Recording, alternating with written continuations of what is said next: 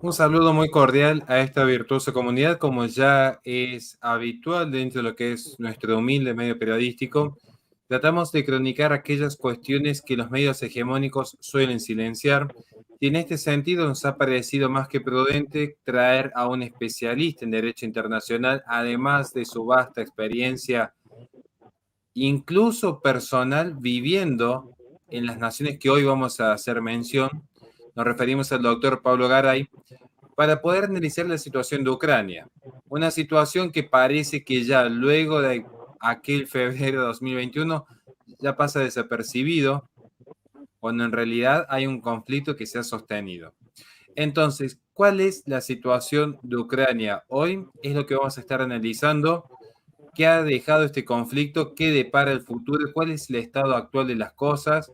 Y sobre todo ver las implicancias que hay en términos geopolíticos e incluso cómo esto puede afectar a naciones de América Latina que en algún punto se ven involucradas. Sin ir más lejos, y con esto cierro mi participación, ¿qué sucede con el BRIC y qué va a suceder con las grandes potencias hegemónicas de cara al futuro?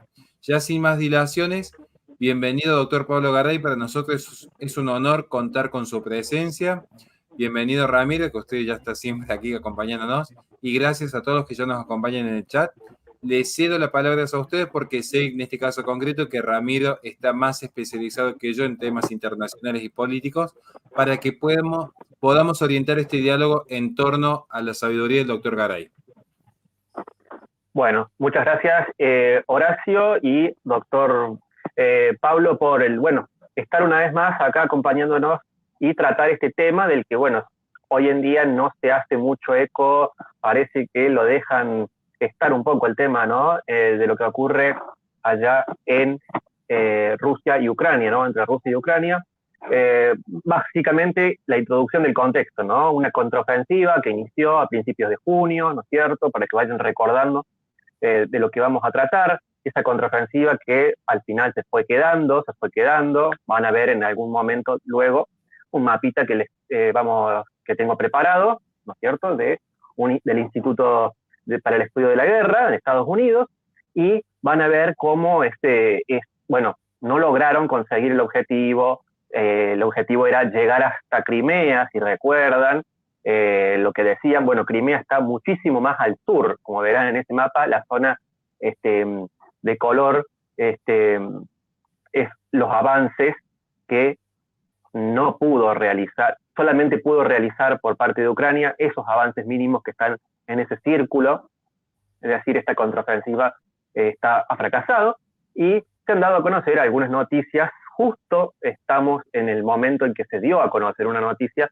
hace 3 días de un plan secreto de Biden y Scholz, el canciller alemán, donde dicen Zelensky debería darse cuenta de que las cosas no pueden seguir así. Bueno, un plan que hablan, ¿no es cierto?, que ya no es tan secreto como decían, porque los funcionarios alemanes al medio Bild ya han informado acerca de la necesidad de dar un paso atrás, seguir suministrando armas a Ucrania, pero simplemente hacerlo para una situación defensiva, podríamos decir, ya que la contraofensiva o cualquier otra ofensiva no va a ser posible. Vamos a estar tocando este tema, vamos a estar hablando de, luego más adelante, ¿no?, más al final, quizás nos va a comentar Pablo acerca de cómo ve la situación en Argentina con la elección de Milei en referencia, ¿no es cierto?, a la cuestión de los BRICS, a la cuestión del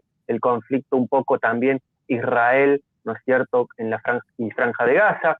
Bueno, todo esto nos va a dar más o menos una idea de cómo está posicionado y cómo está parado Argentina con esa idea de Milei de básicamente dirigirse abiertamente, ¿no?, hacia lo que es tener una relación, ¿no es cierto?, con Estados Unidos e Israel.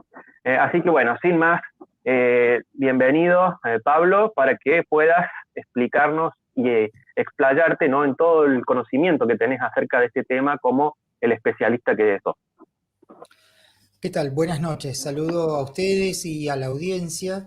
Y también es importante disfrutar y poder compartir en estos foros porque es información, como bien decían, que no se habla mucho en los medios hegemónicos, los medios más importantes, los medios centrales, se puede decir, porque ellos tienen como un lineamiento de información y también tienen un lineamiento que tiende a ser político fomentando la geopolítica. Si no le dan importancia hoy en los medios es porque también ya está como sepultado el tema para los medios. Y si los medios ya muestran una acción bien clara es porque deja de tener para los medios, ¿no? Porque sigue siendo una situación bélica muy triste y muy cruel, pero para los medios no tiene la importancia porque no tiene el efecto que buscaron en sus inicios.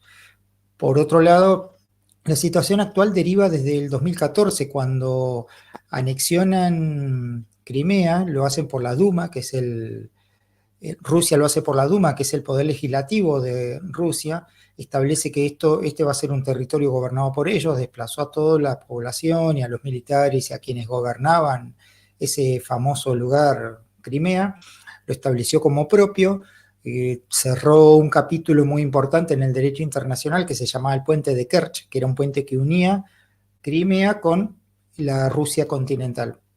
En este sentido, ellos terminaron con eso, se cambió el mapa, básicamente ese puente deja de ser un objeto de estudio en los libros y estudiamos quizás un capítulo menos, pero se estudian otras cosas ahora porque precisamente Rusia es como que dejó una situación clave con el Donbass, que es Donetsk y Lugansk. No se pudo resolver porque son poblaciones con gran afluencia de poblaciones prorrusas, rusófilas, y después de eso nunca se pudo resolver y básicamente decidió esta situación de la guerra volviendo un poco a lo que era el colchón de primera línea que tenía la URSS tiempo atrás, cuando existió la URSS. Ellos tenían un colchón de primera línea que eran los países de sacrificio, se puede decir. Es decir, los últimos en atacar ante el caso hipotético de un ataque de Estados Unidos, por ejemplo. Hoy quedaron como países desmembrados y muchos se fueron a la órbita de Estados Unidos, como Ucrania, como el famoso caso de Rumania, y en este caso se transformaron en contendientes y enemigos. Cuando los invaden, ya se sabía y se estudió que iba a ser de largo plazo, no iba a ser algo de corta duración, y analizando también la situación de Ucrania, un país pequeño, con la situación de Rusia, que es un país imperio, un país con ansias de imperio, se iba a pensar que iba a ser, ya se preveía que iba a ser algo de duración prolongada y además una guerra proxy, es decir, una guerra en donde el material bélico y toda la apoyatura logística la iban a dar las potencias de Occidente. Y así sucedió. Occidente pagó muchísimo dinero, pagó miles de millones de dólares, los tanques y todo lo que es el material bélico muchas veces no estaba en condiciones, pero se cobraba igual. Y lo que sucedía es que ellos se habían cansado en un momento porque destinaban tanto, el famoso que se habla en Argentina, el subsidio, destinaban tanto subsidio y destinaban tantos montos y después los montos no rendían ningún fruto porque desaparecían y eso se transformó como inexplicable. Por otro lado, hoy la situación es que ya primero están quitando de la esfera comunicacional. Es bastante llamativo eso. Por otro lado, les están quitando la posibilidad de tener alguna salida decorosa porque lo que no tiene Ucrania es fuerza aérea y la fuerza aérea en todo movimiento bélico es una apoyatura muy importante. Si no tiene fuerza aérea, una tropa y un ejército importante, no tiene mucho sentido llevar una guerra de esta envergadura porque es muy desigual la lucha.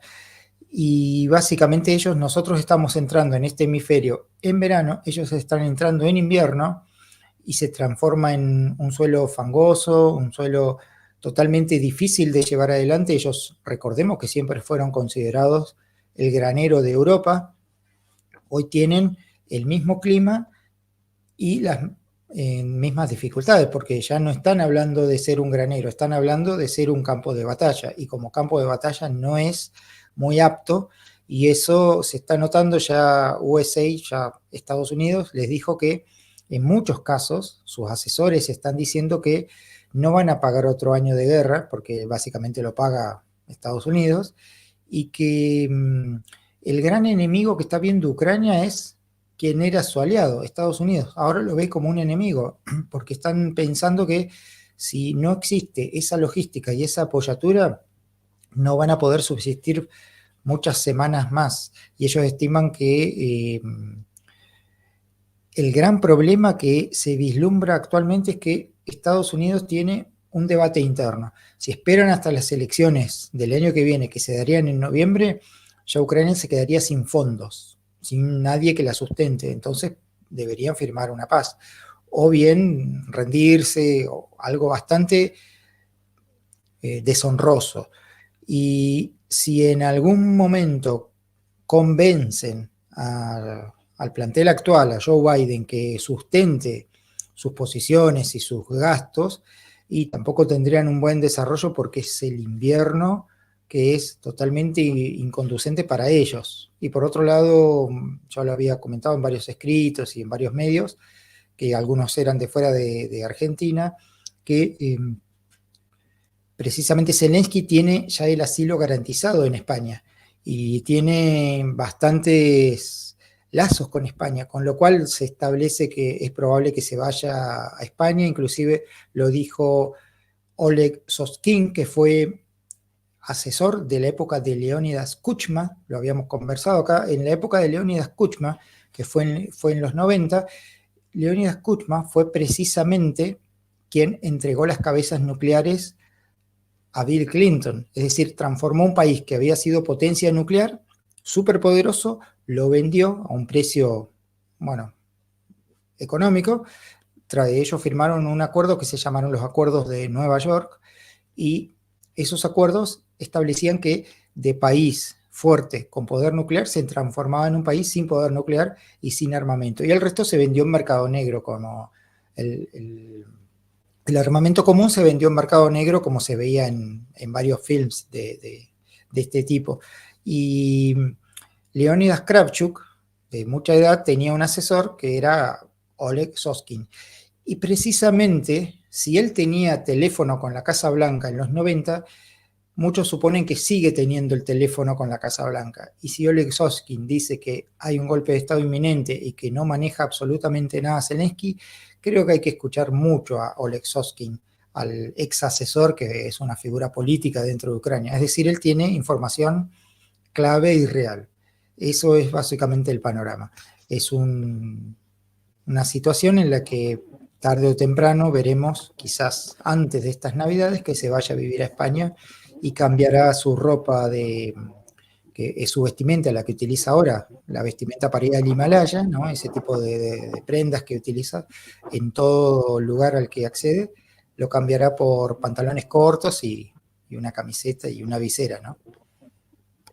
Bueno, Doctor, permíteme una pregunta, Ramiro, porque justo estoy viendo un par de comentarios aquí. No podemos hacer todo el recuento histórico, ya lo hemos hecho en otros vivos que están dentro de la Resistencia Radio, pero ¿cómo es o cuál es la proyección que usted ve de este conflicto en Ucrania sobre América Latina? Digo concretamente por las posiciones económicas que toma, por ejemplo, México, o que puede tomar Argentina. Digo, o sea, usted justo menciona a Bill Clinton, se da que hoy Javier Milei trasciende que se ha reunido con Clinton. Usted menciona el tema de los granos y se sabe que Ucrania concretamente ha tenido una predilección en sus tratos económicos con México. Entonces, pareciera ser que América Latina se inclina hacia una posición pro-ucraniana en un conflicto que claramente lo excede, pero luego Rusia termina siendo una potencia. Y de hecho, si vamos a lo que son las BRICS, no en vano Bolsonaro mismo ingresó a las BRICS. Entonces, ¿cómo es su análisis de la situación de América Latina frente a este conflicto? Perdón que quizás me voy un poco del tema, Sí, pero sí, quiero sí. agradecer a la gente que está en el chat y gracias a los 50 que están conectados. Dios los bendiga a todos. Bien, la situación es básicamente la siguiente. Latinoamérica está teniendo un vuelco que muchas veces es pendular. Se va de la extrema izquierda a la extrema derecha, no tiene términos medios. Muchas veces lo ideológico se cambia radicalmente y no se tiene bien en claro muchas cosas. Hoy estamos viendo una situación en la que muchos líderes sí son pro-ucranianos o están cercanos a Ucrania. Yo creo que es más que nada brindarles una muestra de afecto, pero para un tercero, que es Estados Unidos. Mostrarle al tercero que estamos apoyando a su presidente ficticio, porque todos sabemos que es un presidente que en el 2019 llega precisamente de la mano de Estados Unidos. El otro presidente anterior que habían sponsorizado, podemos decir la palabra, le habían dado sponsoraje, fue un presidente Peter Poroshenko, que era una persona que vendía chocolatines en esos ómnibus que eran tan famosos en Kiev. Y después lo hicieron empresarios, con empresas que le crearon al efecto y después lo hicieron presidente. Se llamaba Peter Poroshenko. Después llega precisamente sacado de un teatro a este actor llamado Zelensky. Y precisamente lo que hizo Milei el presidente electo Milei y muchas otras personas se acercaron a Zelensky mostrándole una cercanía, como que estaban solidarizados, pero yo creo que es más para un tercero, como imagen para mostrarle a Estados Unidos, estamos apoyando a su jugador dentro de Europa, pero apoyo real no creo que vaya a tener porque sería caer en un abismo. Por otro lado, lo que tendría Argentina, como muchos países de Latinoamérica, es que estar muy conscientes que esto es un mundo de oportunidades, porque Ucrania era considerada el granero de toda Europa, por el clima que tiene, por la producción de granos, por la producción de ganado vacuno, por muchas cosas que hacían de Ucrania un lugar con grandes planicies muy, muy especiales y muy deseadas. Hoy ese lugar y ese rol lo debería estar aprovechando algún país latinoamericano. Por eso Latinoamérica debería estar mirando esas oportunidades porque el presidente va a caer. Quizás se hablaba de noviembre, ahora se habla de diciembre, pero no va a durar mucho más y se va a ir a España.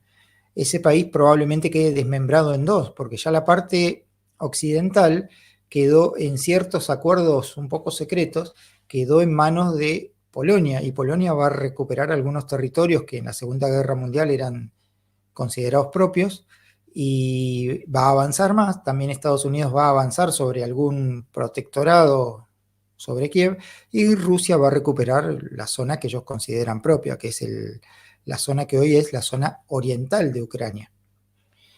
Entonces sí, debería pensar, los países latinoamericanos deberían pensar, más que nada, más que el presidente o el mandatario, deberían pensar en el mundo de oportunidades que se va a abrir dentro de poco.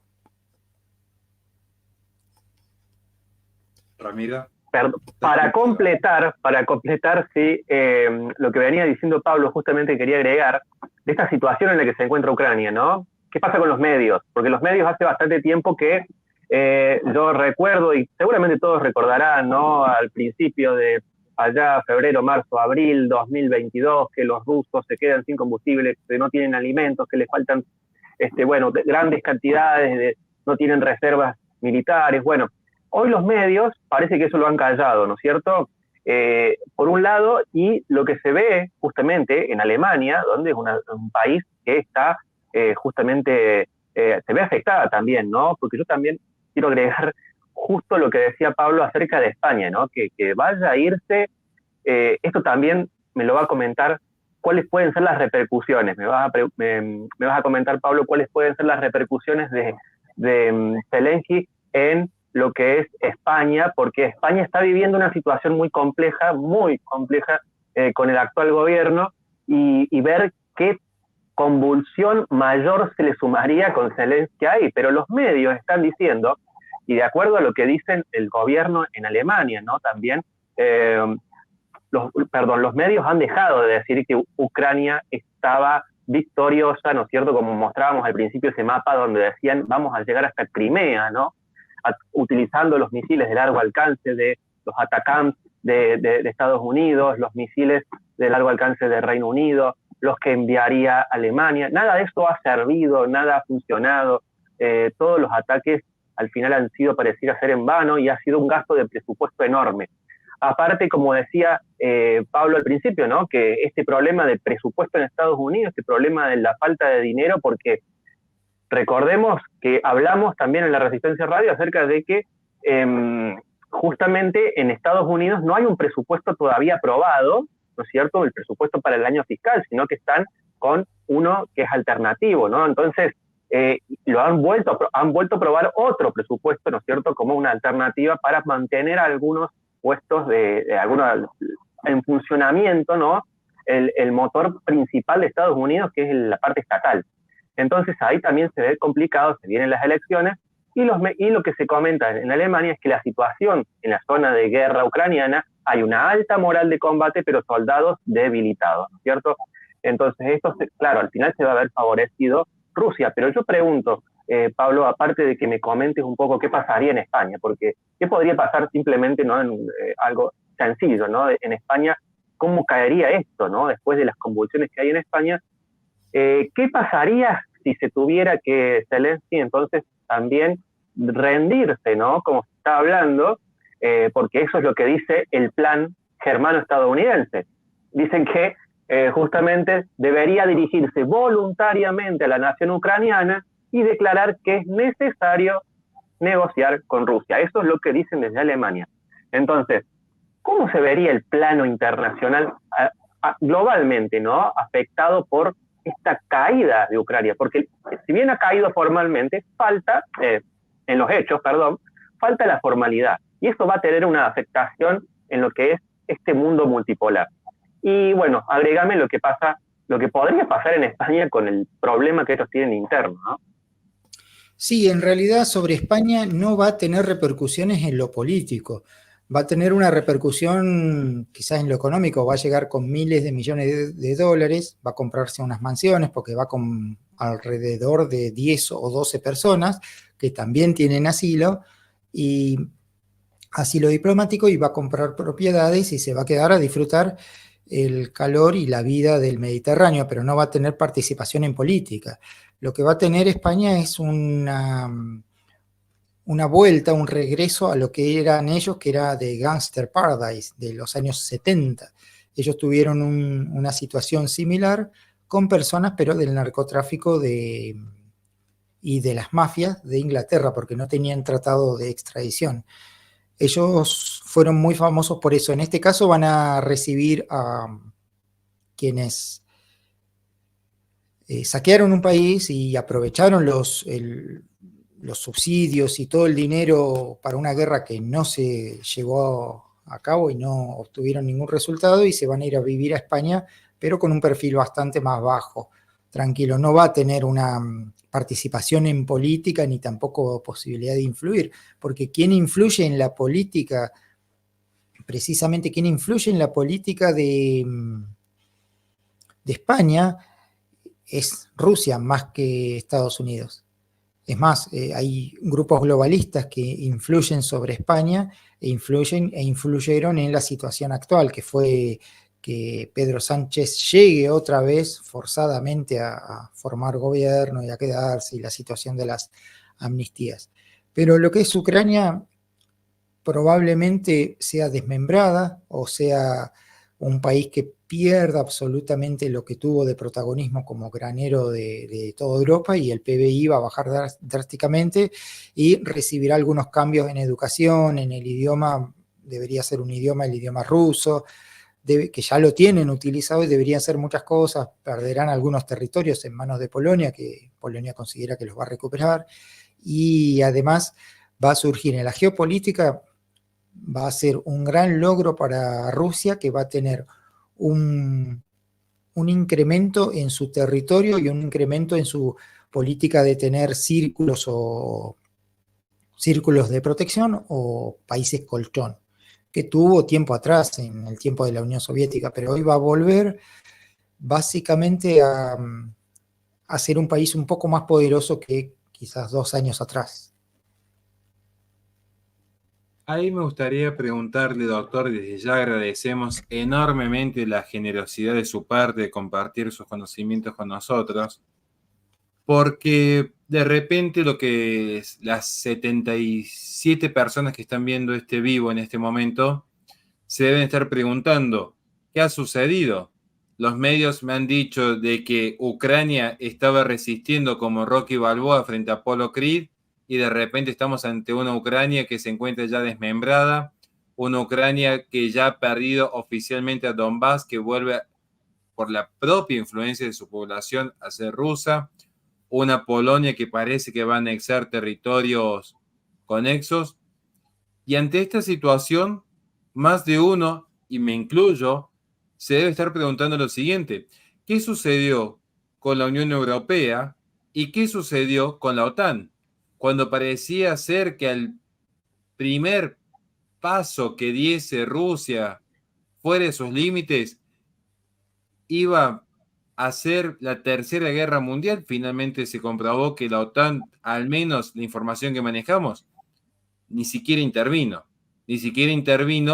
para salvaguardar lo que era supuestamente la nación que habían prometido proteger si se anexaba a este círculo. ¿Cuál es, doctor, su lectura respecto a la Unión Europea por un lado y la participación de la OTAN por otro? Sí, hay algo que nos llama la atención porque desde la época de Yulia Timoshenko, año 2005, llegó también a la presidencia otro sujeto, ¿no? Llegó Yanukovych, la época, eran otras épocas, ¿no? También un presidente que llegó casi muere envenenado.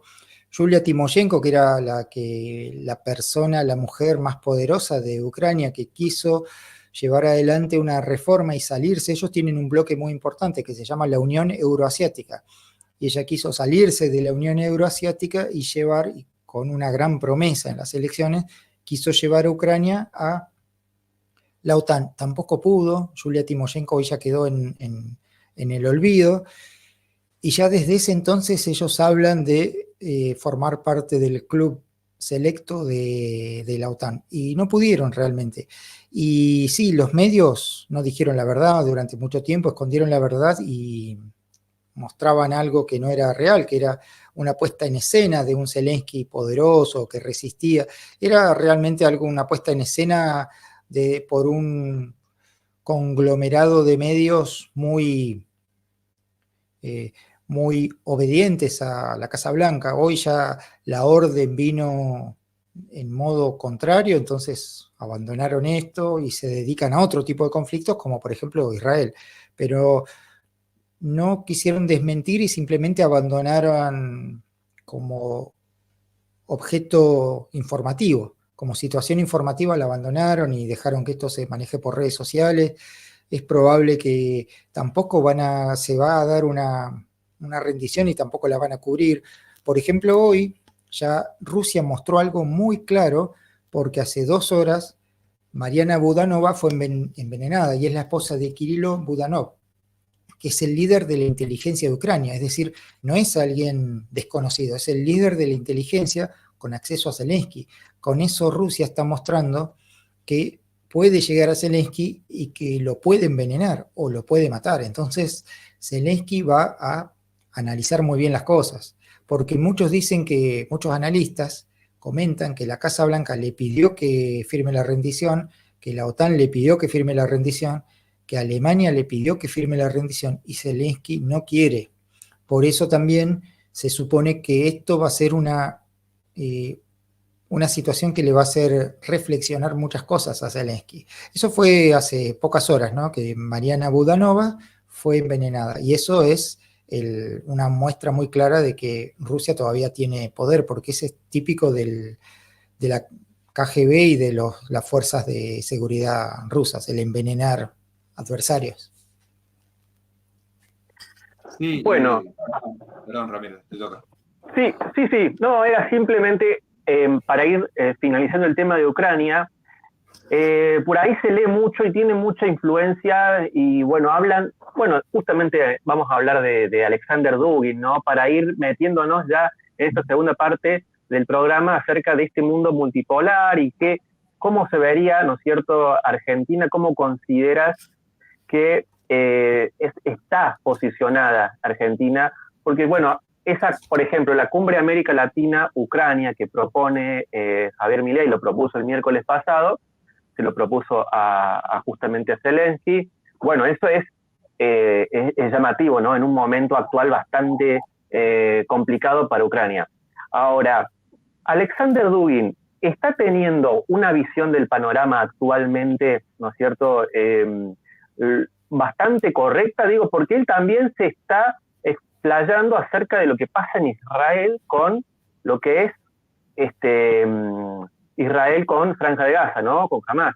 Entonces, él está hablando de que hay que, bueno, está más posicionado en lo que se refiere a esta situación de como los países del BRICS en general, ¿no? Digo, los más fuertes, China, Rusia, hablar acerca de dos estados, como es el caso de Palestina e Israel. En cambio, en la Argentina está posicionada en una situación más, digamos, vinculada de apoyo, como dice Milei, aliado a Israel y Estados Unidos como aliados prioritarios. Respecto a esto, Alexander Dugin está teniendo una visión que es contraria a la que debería tener, es una visión que no tiene Argentina, justamente esa es la pregunta. Argentina está en la vereda de enfrente, digamos, de lo que son los BRICS de Alexander Dugin, respecto a la decisión actual y para el futuro. Sí, en realidad de los BRICS y de la situación de Argentina, cómo en parte podría darse que pierda estas oportunidades fantásticas, maravillosas, que se dan pocas veces en el tiempo. Y los BRICS es otra oportunidad, más allá de Ucrania, es otra oportunidad de negocios y una oportunidad con grandes países que tienen mucho PBI, países que podrían brindar muchísimas oportunidades a Argentina. Y es llamativo porque Diana Mondino, no lo dijo cualquier persona, lo dijo Diana Mondino, que es la próxima canciller del próximo gobierno que entraría ahora en diciembre. Y ella dijo que primero hay que analizar, no hay que cerrarse a estar fuera del BRICS, que hay que analizar y la primera medida va a ser bajar los problemas impositivos, liberar las retenciones a las exportaciones y todo lo mejor para Argentina. Y además, el mismísimo Javier Milei dijo que lo del BRICS se va a evaluar, se va a estudiar. No dio un no rotundo, simplemente dijo que lo va a evaluar, lo va a estudiar, y su equipo de relaciones internacionales ya está emitiendo algunos papers y algunas manifestaciones diciendo que ellos realmente piensan que hay más oportunidades que desventajas.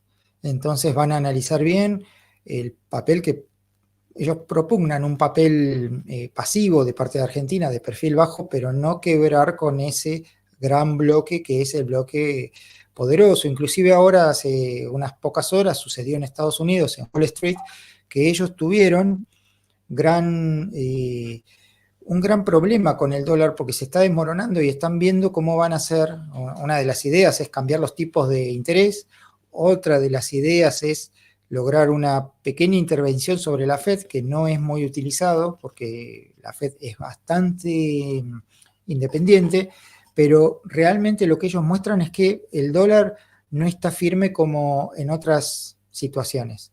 Y si no está firme, les causa muchos problemas porque también lo comparan con el BRICS, que va creciendo de a poco y que no solo que va creciendo, sino que va ganando terreno y ganando terreno de modo sólido. Es decir, no es una moneda, la moneda en teoría que se va a crear en el BRICS no sería una moneda débil, y eso realmente les preocupa a las autoridades de Estados Unidos. Sí, incluso se habla de una moneda respaldada por oro, pero bueno, sí, Horacio. Sí,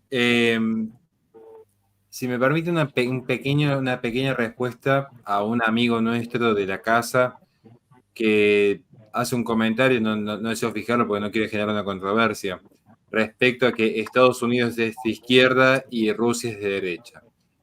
Yo en este caso concretamente lo digo porque lo estudié a través de un libro muy interesante que me regalaron y que recomiendo ahora, ya que estamos, que es Cómo Putin puso de pie a Rusia. Yo quiero aprovechar a partir de esta lectura que si algo me ha quedado, insisto, estamos todos aprendiendo, es bueno tener todas las visiones, mientras más visiones se tengan del mundo, más completa es la realidad que se tiene. Entender que particularmente Rusia, post-Gorbachev, no es una nación que uno puede decir tiene tal o cual ideología. Cierto es que ha tenido la influencia de Dugin como lo que es la cuarta teoría del poder que viene a romper con los tres ejes ya conocidos dentro de lo que es la filosofía política. Cierto es que se manejan dentro de lo que es esta cuarta teoría del poder. Ahora bien, no hay que olvidarse que concretamente Putin es prorruso. Ni siquiera voy a decir pro nacionalismo ruso. O sea, es pro Rusia, es pro intereses de lo que él considera que es el pueblo ruso. Que después podemos discutir qué es pueblo, qué es nación. Con todo gusto lo discutimos. Pero digo, Putin se maneja por intereses. Las naciones, y más en materia internacional, no creen que hay tanta ideología de por medio. Hay intereses. Y para que veamos un caso concreto, Javier Milei, con todo el respeto que merece, futuro mandatario de Argentina, que sostuvo algo durante campaña y sostuvo algo durante toda su vida académica y que hoy la realidad política lo lleva a juntarse primero con Clinton que con Trump, siendo que pareciera que las afinidades ideológicas son más cercanas. Porque lo que hay en materia internacional son intereses. No sé, doctor, si estoy equivocado en lo que yo explico. Soy docente de filosofía. No estoy vinculado en el mundo del derecho. Entonces sé que estoy opinando de un tema que me excede por completo, pero que no quería dejar pasar un pequeño comentario que vi allí. Sí, sí, muy claro, porque eso mucha gente no se lo explica, porque primero Javier Milei, primero todavía está en una etapa pre-asunción, ya va a ser mandatario en pocos días, pero ya es de hecho quien establece los lazos y los puentes con personas que van a tener influencia en el próximo gobierno. Y muchos no se explican por qué primero va a verlo a Bill Clinton y después lo va a ver a Donald Trump. Y creo que sí, es verdad, la realidad le mostró que quienes todavía tentan el poder son básicamente el Deep State, y el Deep State tiene hoy un manejo sobre los demócratas, no tanto sobre Donald Trump, que fue un outsider. Pero es importantísimo hacer la lectura política. Él está hablando con quien es el dueño de la situación, el dueño de la hacienda, que hoy se puede decir que todavía pasados los años sigue siendo Bill Clinton. Y también está mostrándole al Deep State y un poco al establishment americano, le está mostrando con su figura central, yo me siento a un almuerzo, a un break. También con su figura importante en Europa, que es Zelensky, si bien es alguien histriónico, sacado del teatro, pero no le importa, no creo que hablen de cosas serias, pero les muestra una foto y les dice: yo estoy cumpliendo el rol que ustedes me pidieron, estoy dialogando y tomando un café con este presidente figurativo que ustedes tienen en Ucrania. Y también lo hace con Israel, porque con Israel, yo considero que es un error, ¿no?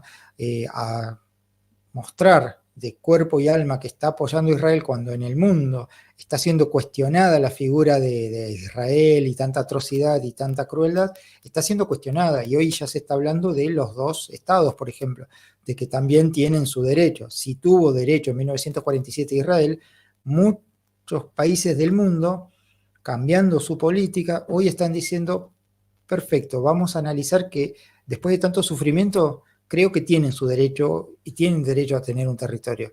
Lo están evaluando ahora. Y ante ese panorama tan cambiante y tan nuevo, el mostrar una foto o el mostrar esa adherencia a Israel y a Benjamín Netanyahu es precisamente un error. Pero yo creo que no lo está haciendo pensando en un error o algo que sea errado o no errado o acertado. Él lo está haciendo para mostrarle la foto a quienes realmente manejan la Casa Blanca. A mi entender, esa es una lectura más clara. Sí, incluso se hablaba, ¿no?, de que no es que primero se haya reunido solamente con Clinton y después con Trump, sino que incluso no se va a reunir con Trump en este viaje. Esto es lo que más me llamó la atención.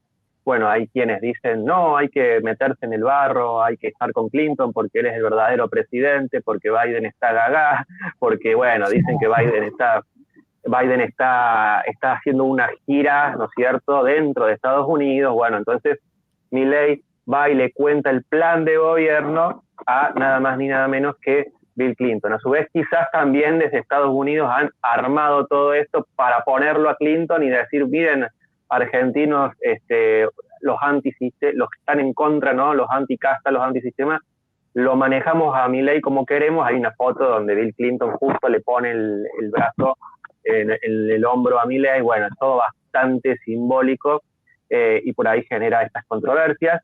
Pero también, bueno, agregar el caso, como justamente decía Pablo, acerca de este mundo donde tenemos el caso, si no me equivoco, vos me vas a corregir, la retirada del embajador, por ejemplo, de Chile, ¿no?, en Israel, o el caso de Colombia, que también hizo lo mismo, el caso de Bolivia, que cortó relaciones diplomáticas, si no me equivoco, con Israel.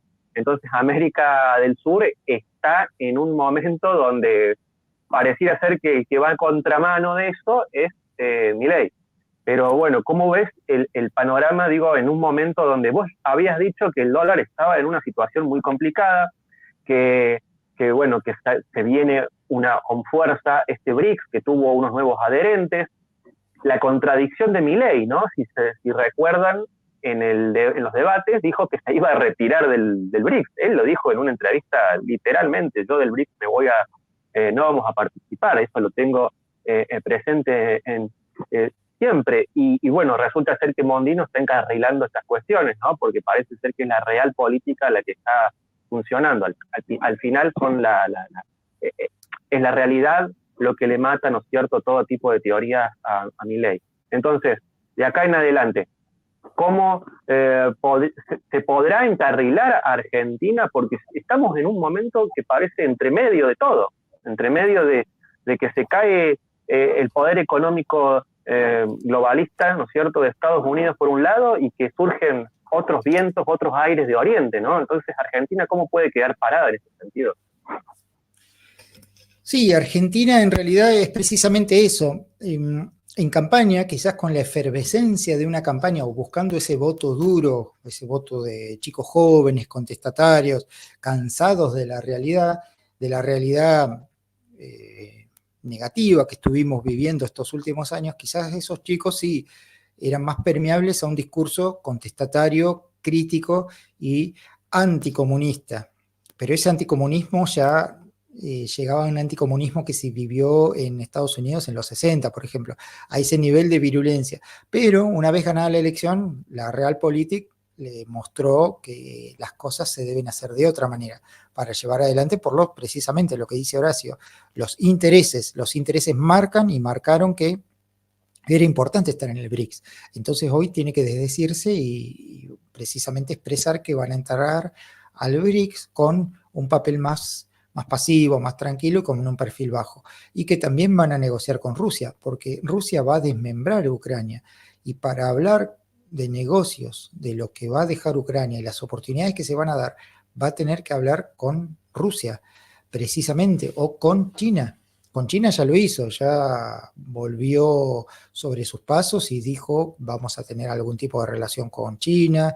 China es un productor de 1.600 millones de habitantes, es un productor que en muchos indicadores es superior a Estados Unidos y tiene hasta misiles balísticos que llegan a 4.000, 5.000 o 6.000 kilómetros, entonces, con cabezas nucleares.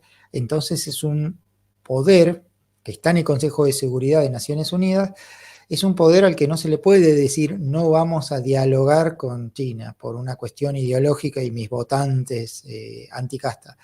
Hoy la política y la realidad le muestra que es necesario, aunque no les guste la bandera comunista que usan en todos los edificios públicos, es importante tener un diálogo.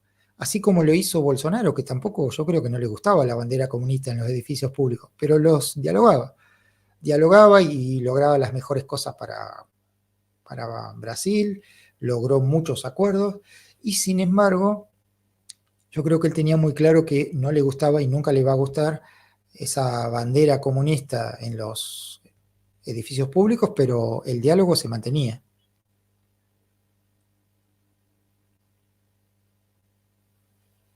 Ramiro. No, bueno, simplemente era saber un poco, ¿no? Esta cuestión vinculada a lo que está pasando en el mundo con Ucrania, con la posición de Argentina, ¿no es cierto?, en este conflicto, estas próximas definiciones, ¿no?, de parte de Milei, también, que pronto las veremos, más luego del 10 de diciembre. Quería preguntarte, se habla mucho también del tema de lo que viene a ser referido a lo que va a ser, ¿lo ves como algo fundamental el discurso que va a ser el 10 de diciembre, el discurso presidencial? Porque ahí se habla de todo, ¿no? Sí. Sí. Sí, que lo veo clarísimo. Yo creo que va a ser imperdible porque hace años que no tenemos en Argentina, no existe un presidente liberal.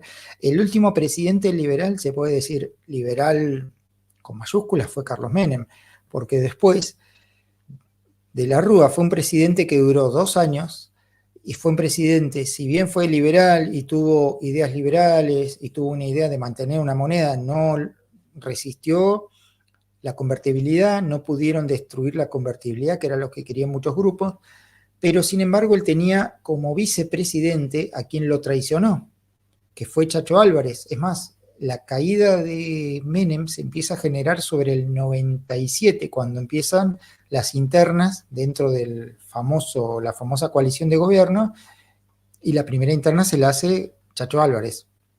Precisamente Chacho Álvarez fue el vicepresidente de la Rúa y lo traiciona y generó esta situación de derrocamiento. Entonces fue un presidente que no estableció muchas medidas liberales. Algunas, es decir, un presidente controlado. Un presidente liberal pleno lo tuvimos hasta el 99. Tantos años pasaron y vamos a tener otro presidente con una batería de medidas que van a ser súper importantes. Yo creo que el discurso de Asunción va a ser muy importante y lo que envíe al Congreso el día 11 va a ser también súper importante y va a ser para guardarlo y ver las reformas del país y ver muchas cosas.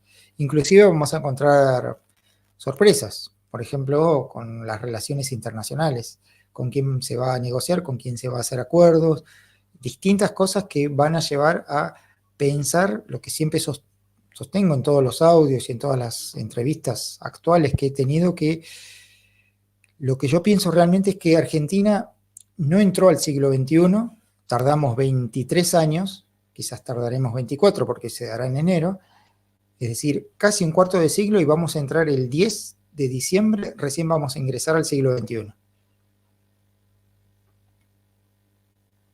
Ya para ir finalizando, que estamos cerca de la hora y agradeciendo su tiempo, doctor, como también agradecemos el tiempo de la gente que nos acompaña, simplemente pedimos desde el ejemplo de la Resistencia una cuestión de prudencia. Entiendo que los temas políticos a veces desatan ciertas pasiones, es entendible, pero también entiendan que el respeto ante todo es lo que estamos procurando aquí. Hay cuestiones que son muy complejas. Acabo de ver un comentario respecto a Hamas. En este espacio hemos condenado siempre todo acto terrorista, pero esto no nos impide, en ese sentido, también denunciar los males que realice cualquier agente. Es decir, no porque estemos ante un atentado bélico infundado y sin sentido de un determinado grupo, vamos a dejar de condenar otros actos que son igualmente violentos, igualmente infundados. Provengan de quien provengan. Esto es claro, o sea, no vamos a hacer una distinción de que si lo realiza tal agente es bueno, si lo realiza tal agente es malo. Lo que está mal, y lo que está bien, está bien. Al menos para mí, que estoy formado en el realismo filosófico. Ya para terminar, doctor, no sé si nos quiere hacer una reflexión final o si nos quiere hacer un aporte final, ya sea del tema de Ucrania o el tema que usted considere pertinente. Y Ramiro, las últimas palabras para ti, para que nos puedan seguir también en nuestras redes, que sos vos encargado de las redes sociales, de hecho, y estamos listos para terminar hoy día. Bien, yo quería comentar esto sobre la situación de Israel, como en muchas otras situaciones, que es la política internacional y la geopolítica, que es básicamente las relaciones internacionales que tiene Argentina. Si Argentina comete el error que cometió durante 1990, que fue durante la Guerra del Golfo, Argentina realiza lo siguiente: mandó tropas y participó en la Guerra del Golfo. Y esa participación, estando precisamente en contra de Irak, y todos los países árabes estaban bastante unificados en ese entonces, menos Arabia Saudita, que ellos tenían el poderío de decir, no vamos a estar en este bando y vamos a estar en el bando americano, pero ellos tenían un poder para resistir. El resto de los países estaban todos muy cercanos a Irak, y precisamente la coalición, que es la coalición occidental y la coalición sustentada por Israel, fue una coalición bastante llamativa. Fueron las tropas de Occidente contra Oriente, y Carlos Menem envió un contingente. Y fue muy criticado porque él atentó contra su propia raza. Eso lo muestran en un film de estas famosas, este lugar de streaming, no sé si se puede decir el nombre, este lugar de streaming que es un canal que se puede ver. El film se llama, en realidad es una miniserie que se llama Yossi, el espía arrepentido. Ahí muestran bien claro cómo se sucedió esto y las consecuencias que trajo para Argentina, que es una hipótesis bastante fuerte, pero la trabajan en ese film, que es la hipótesis de la embajada, de la AMIA y del fallecimiento de Carlitos Jr. Eso está bien detallado en esta miniserie, y ellos dicen bien claro, en una parte en la cual, precisamente en una escena en la cual un protagonista que se llama Meneheim, que era traficante de armas, le dice a Yossi, que es el espía que él estaba formando y dialogando y estaba acobijando, y le explicó lo siguiente, le dijo, ustedes querían ingresar al primer mundo, ahora ingresaron con Menem, pero ¿vieron esto de los atentados? Estas cosas suceden en el primer mundo y no pueden cometer estos errores en el primer mundo, irse con un país y ponerse en contra toda su sangre. Esto es el primer mundo.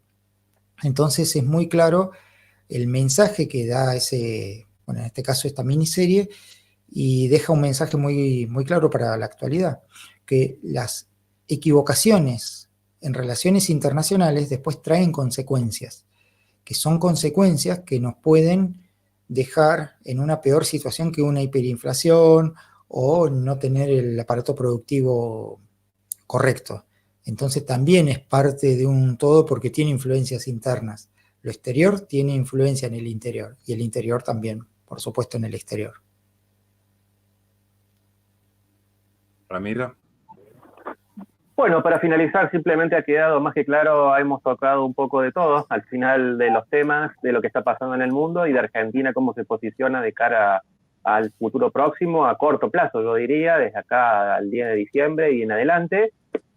Vamos a seguir actualizando, también tienen las actualizaciones de lo que pasa en Ucrania y Rusia, en las redes sociales, en X, en la ex Twitter, en nuestra web, laresistenciaradio.com, también tenemos Telegram, pueden unirse en Instagram, todo se va a ir publicando allí en el día a día de lo que está pasando, como les conté al principio, esa noticia acerca del plan, ¿no es cierto?, entre Estados Unidos y Alemania respecto a Ucrania.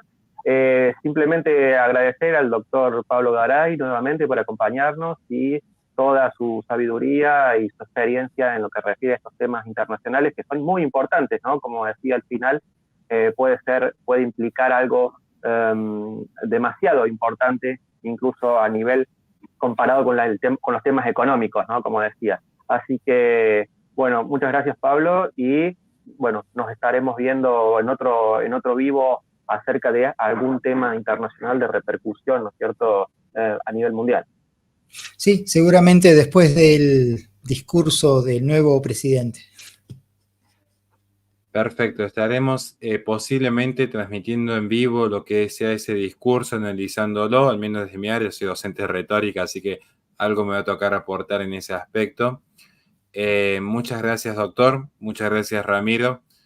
Nos estamos viendo. A los que están por el lado de mi canal, muchas gracias a todos por acompañarnos. Hoy hemos tenido más de 88 personas conectadas en vivo, o sea que en total ha sido mucho más porque hay algunos que entran y salen, así que es por demás un buen número en temas que a veces parece que a la gente no le importa, pero que es necesario que se involucren. Mañana ya, en mi caso, en mi canal, volvemos a las noticias de siempre, que son simplemente análisis filosóficos, ya sea de cuestiones de fe o cuestiones de la familia, que es lo que a mí me compete.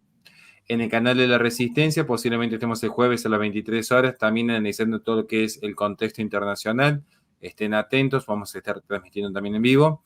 Y si no, nos vemos como todos los lunes en la radio, de 18 a 20 horas por Play FM. Dios les bendiga a todos, gracias por acompañarnos.